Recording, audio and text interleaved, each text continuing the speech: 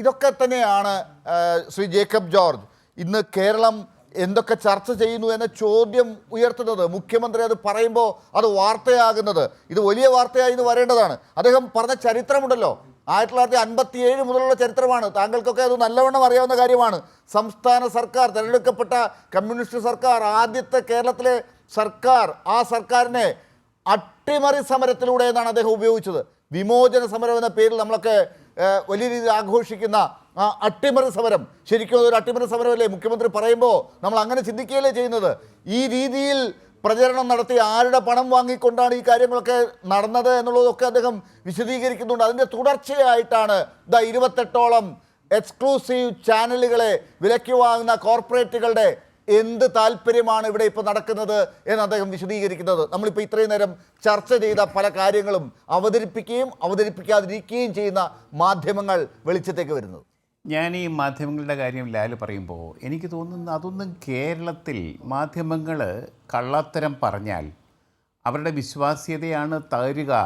ലാൽ, അത് നമുക്കൊക്കെ അറിയാവുന്ന ഒരു സാധാരണ മാധ്യമങ്ങളിലെ മാധ്യമ പ്രവർത്തനത്തിലെ ഒരു പ്രിൻസിപ്പിളാണ്. നിങ്ങളുടെ വിശ്വാസ്യത സൂക്ഷിക്കണം. അത് ഒരു വ്യക്തിക്ക്, ഇത് റിപ്പോർട്ട് ചെയ്യുന്ന റിപ്പോർട്ടർക്കാണെങ്കിലും എഡിറ്റർക്കാണെങ്കിലും ഒരു മാധ്യമത്തിൻ്റെ പത്രാധിപർക്കാണെങ്കിലും അതിൻ്റെ മാനേജ്മെൻറ്റിനാണെങ്കിലും ഈ ഒരു വിശ്വാസ്യത എന്ന വാക്ക് വളരെ പ്രസക്തമാണ്. ആ വിശ്വാസ്യത ഇല്ലാതായാൽ ഈ പത്രങ്ങളെയും ടെലിവിഷൻ ചാനലുകളെയും എന്തിനു കൊള്ളാം? ജേക്കബ് ജോർജ്, അത് ആ പത്രം അതുപോലെ നിലനിന്ന് ലാഭമുണ്ടാക്കി അതിലെ ജീവനക്കാർക്ക് അതുവഴി ഒരു ജീവിതം ഉണ്ടാകണമെന്ന് ആഗ്രഹിക്കുന്നവർക്കാണ്. ഇതുവഴി അധികാരം പിടിച്ചെടുക്കാനാണ് അവർ ഉദ്ദേശിക്കുന്നതെങ്കിൽ അങ്ങനെ അധികാരം പിടിച്ചതിൻ്റെ ഉദാഹരണങ്ങളുണ്ട്. കേന്ദ്ര സർക്കാർ അങ്ങനെയാണ് നിലനിൽക്കുന്നത് എന്ന് ഇന്ന് മുഖ്യമന്ത്രി പറഞ്ഞതിൽ അർത്ഥമുണ്ട്. നമുക്കറിയാം പോസ്റ്റ് ട്രൂത്ത് ഈ സമൂഹ മാധ്യമങ്ങളെ ഉപയോഗിച്ച് അമേരിക്കയിൽ ഭരണം എങ്ങനെ ആര് കൊണ്ടുവന്നു എന്ന്.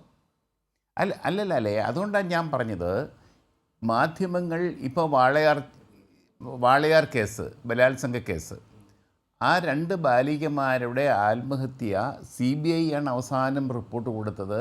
അതിൽ അമ്മ തന്നെയാണ് കുറ്റക്കാരി, പ്രതി എന്ന്. ആ അമ്മ സ്ഥാനാർത്ഥിയാക്കാൻ കോൺഗ്രസ് ശ്രമിച്ചു എന്നുള്ളത് സത്യമാണ്, അതൊക്കെ വസ്തുതയാണ് അന്നത്തെ കാലത്ത്. പക്ഷേ UDFൻ്റെ അകത്ത് തന്നെ അതിന് എതിർപ്പുണ്ടായിരുന്നു. UDF നേതൃത്വത്തിൽ തന്നെ എനിക്ക് നേരിട്ടറിയാവുന്ന കാര്യമാണ്, ഇത് അപകടമാണ്, അതേക്കുറിച്ച് വേറെയും വേർഷനുണ്ട്, ആ സംഭവത്തെക്കുറിച്ച് വേർഷനുണ്ട് എന്ന് UDF നേതൃത്വത്തെയും കോൺഗ്രസ് നേതൃത്വത്തെയും അറിയിച്ചത് UDFൻ്റെ നേതാക്കൾ തന്നെയാണ്.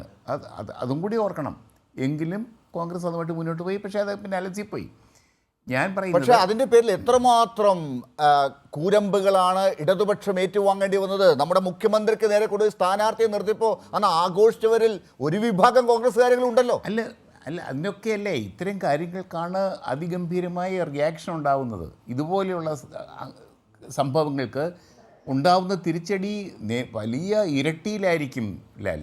അതല്ലേ കാണാൻ കഴിയുന്നത്. ഇപ്പോൾ പിണറായി വിജയൻ പറയുന്ന കാര്യങ്ങൾ അദ്ദേഹം നമ്മൾ ചർച്ച ചെയ്യുമ്പോൾ അതിൻ്റെ അർത്ഥം അത് കേരള സമൂഹത്തിൽ ഒരു വലിയ ചലനമുണ്ടാക്കുന്നു എന്ന് തന്നെയാണ്. അതാണ് നേതാക്കന്മാർ ചെയ്യേണ്ടത്. അതിന് എന്ത് ചെയ്യണം?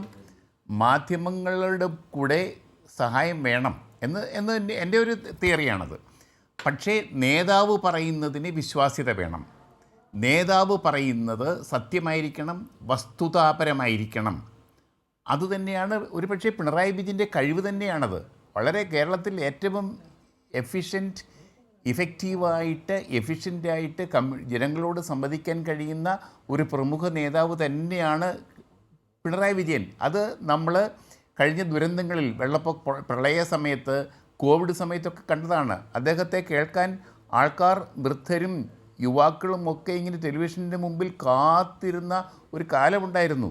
എല്ലാ ആഴ്ചയും അദ്ദേഹം പത്രക്കാരെ കാണുമ്പോൾ അതിൻ്റെ ബ്രീഫിംഗ് നടത്തുമ്പോൾ അതിനും കേൾക്കാൻ ആളുണ്ട്. അത് വിദഗ്ധമായിട്ട് ഉപയോഗിക്കണം എന്ന് തന്നെയാണ് എൻ്റെ അഭിപ്രായം ഇതിനെ.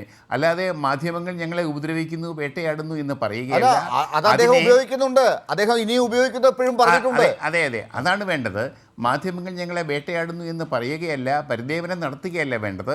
അതിനെ ശക്തമായി പ്രതിരോധിക്കാൻ ഇന്ന് ടൂൾ. ഇല്ല, അദ്ദേഹം പരിദേവനം പറഞ്ഞതല്ല സാർ. ശ്രീ ജേക്കബ് ജോർജ്, അദ്ദേഹം താങ്കൾ അത് ശരിക്കും കണ്ടതാണ്, താങ്കൾക്ക് അറിയാവുന്നതാണ്. പക്ഷേ ഈ കാര്യത്തിൽ ഞാൻ താങ്കളോട് വിയോജിച്ച് പോകേണ്ടതുണ്ട്. അത് താങ്കൾക്ക് ഒരുപക്ഷെ സന്തോഷം ഉണ്ടാകുന്ന കാര്യം തന്നെയാണ്. ഞാൻ വിയോജിച്ചാലേ താങ്കളുടെ മനസ്സിലുള്ള കാര്യം പുറത്തേക്ക് വരികയുള്ളൂ എന്നുള്ളത് താങ്കൾക്കും അറിയാം.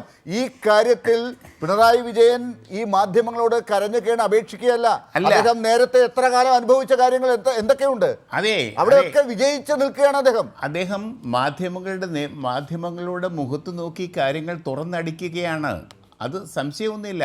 അത് പറയാനുള്ള ധൈര്യം പിണറായി വിജയനുണ്ട്, മുഖ്യമന്ത്രിക്കുണ്ട്, കേരള മുഖ്യമന്ത്രിക്കുണ്ട് എന്ന കാര്യം ഞാൻ സമ്മതിക്കുന്നു. അതാണ് ഏറ്റവും വലിയ ഡിഫൻസ്. ഏറ്റവും വലിയ ഡിഫൻസ് അതാണ്.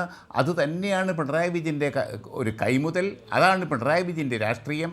ഒരു പക്ഷേ മൂന്നാം തവണയും കേരളത്തിൽ ഇടതുപക്ഷ മുന്നണി, CPM-ൻ്റെ നേതൃത്വത്തിലുള്ള മുന്നണി അധികാരത്തിൽ വരികയാണെങ്കിൽ അതിൻ്റെ അടിസ്ഥാന ഘടകം മുഖ്യമന്ത്രി പിണറായി വിജയൻ്റെ ഈ ഒരു പ്രത്യേക കഴിവ് തന്നെയായിരിക്കും. അതൊരു കമ്മ്യൂണിക്കേഷൻ കേപ്പബിലിറ്റി, മുഖ്യമന്ത്രിയുടെ കേപ്പബിലിറ്റി തന്നെയാണ്. എന്തായാലും അവിടെയാണ് മാധ്യമങ്ങളും ശ്രദ്ധിക്കേണ്ടത്, പ്രതിപക്ഷവും ശ്രദ്ധിക്കേണ്ടത്. ഈ കാര്യങ്ങളൊക്കെ ഊതി വീർപ്പിച്ച് ഇതുപോലത്തെ ഇല്ലാ കഥകൾ ഉണ്ടാക്കി കൊണ്ടുവന്ന് മുന്നോട്ട് പോയാൽ അതിനെ അതിജീവിക്കുന്ന ചരിത്രമുള്ള ഒരു മുഖ്യമന്ത്രിയാണ് ഇന്ന് ഈ രീതിയിൽ കാര്യങ്ങൾ പറഞ്ഞത്.